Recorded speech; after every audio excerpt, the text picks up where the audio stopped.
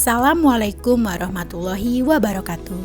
Hello everyone, kami dari kelompok kelas Indralaya yang beranggotakan saya sendiri, Ida Afriani, dan rekan-rekan saya yaitu Maria Clarissa Novitasari, Nurjannah, dan Nuraini. Pada kesempatan kali ini, kami akan menjelaskan materi mengenai rasio dalam laporan keuangan.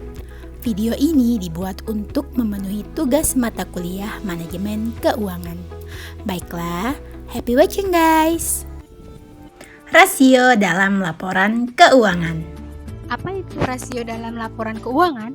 Rasio dalam laporan keuangan disebut dengan rasio keuangan. Jadi, apa itu rasio keuangan?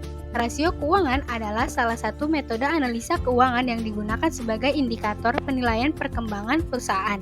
Dengan mengambil data dari laporan keuangan seperti laporan neraca, laba rugi, dan arus kas selama periode akuntansi. Apa aja sih fungsi rasio keuangan? Rasio keuangan adalah analisis yang mempunyai fungsi penting dalam perkembangan perusahaan. Jadi, fungsi rasio keuangan antara lain, yang pertama, mengetahui efektivitas operasional. Salah satu fungsi rasio keuangan adalah mengetahui efektivitas manajemen operasional perusahaan yang meliputi penggunaan budget dan biaya yang dibutuhkan. Perusahaan akan tahu apakah biaya dan budget yang dikeluarkan terlalu besar, sesuai, atau malah terlalu kecil.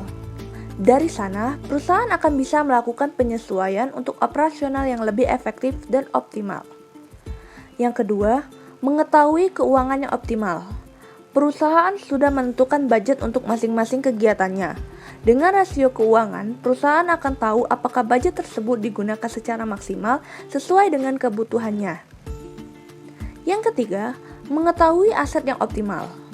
Perusahaan juga bisa memanfaatkan rasio keuangan untuk menilai optimalisasi aktiva yang digunakan untuk berbagai kegiatan bisnisnya.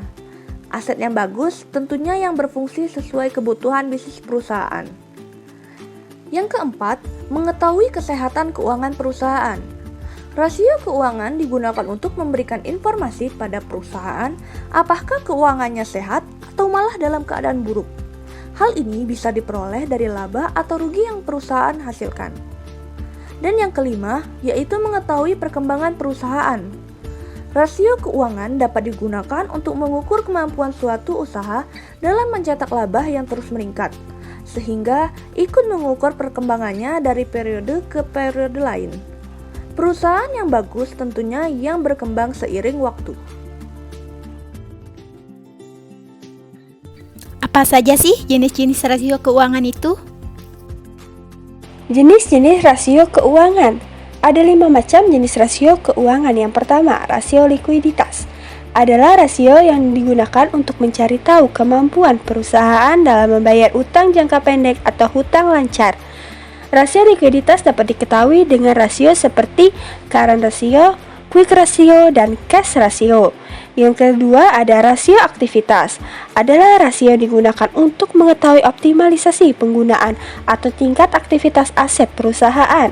Rasio yang bisa digunakan yaitu perputaran piutang, perputaran persediaan, perputaran aktiva tetap, dan perputaran total aktiva. Yang ketiga ada rasio solvabilitas. Adalah rasio yang digunakan untuk mencari tahu apakah perusahaan mempunyai kemampuan dalam membayar seluruh utang jangka pendek dan jangka panjang miliknya. Rasio ini mencakup beberapa rasio seperti rasio utang terhadap aktiva dan rasio utang terhadap ekuitas. Yang keempat ada rasio profitabilitas. Adalah rasio yang digunakan untuk mengetahui besar rasio keuntungan atau laba yang berhasil perusahaan kumpulkan dalam periode tertentu. Rasio ini memiliki berbagai jenis rasio. Yang pertama ada gross profit margin, yang kedua operating profit margin, yang ketiga net profit margin, yang keempat adalah return on investment, dan yang kelima return on asset. Yang kelima adalah rasio investasi. Adalah rasio yang digunakan untuk mengukur kemampuan perusahaan dalam memberikan kembalian atau imbalan kepada para pemberi dana, khususnya investor yang ada di pasar modal dalam jangka waktu tertentu. Apakah kamu tahu rumus-rumus rasio keuangan? Yuk simak penjelasannya. Rumus rasio keuangan yang pertama yaitu rumus rasio likuiditas. Rumus rasio likuiditas berbeda-beda sesuai dengan jenisnya. Nah, rumus yang pertama yaitu ada current ratio atau rasio lancar. Rumusnya yaitu aset lancar dibagi dengan kewajiban lancar dikali 100%.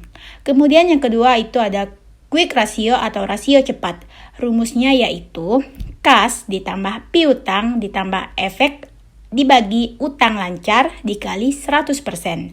Kemudian yang ketiga ada cash ratio, yaitu rumusnya kas ditambah efek dibagi utang lancar milik perusahaan kemudian dikali 100%. Semakin mendekati 100% persentasinya, itu berarti likuiditas perusahaan punya nilai yang bagus dan aman terhadap utang lancar. Rumus yang kedua yaitu rumus rasio aktivitas. Rasio aktivitas masing-masing perhitungannya adalah yaitu yang pertama, untuk mencari perputaran piutang dicari dengan penjualan perusahaan dibagi dengan rata-rata piutang dikali 100%.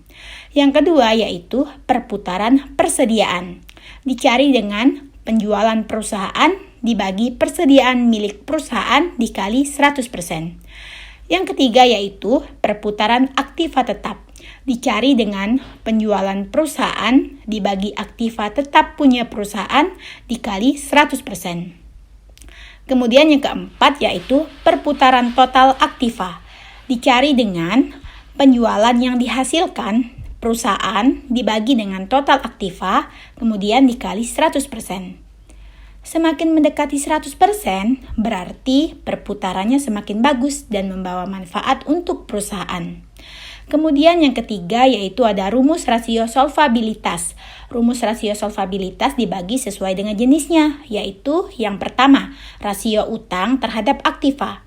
Rumusnya adalah jumlah seluruh liabilitas perusahaan dibagi dengan total aset milik perusahaan dikali 100%. Yang kedua yaitu rasio utang terhadap ekuitas.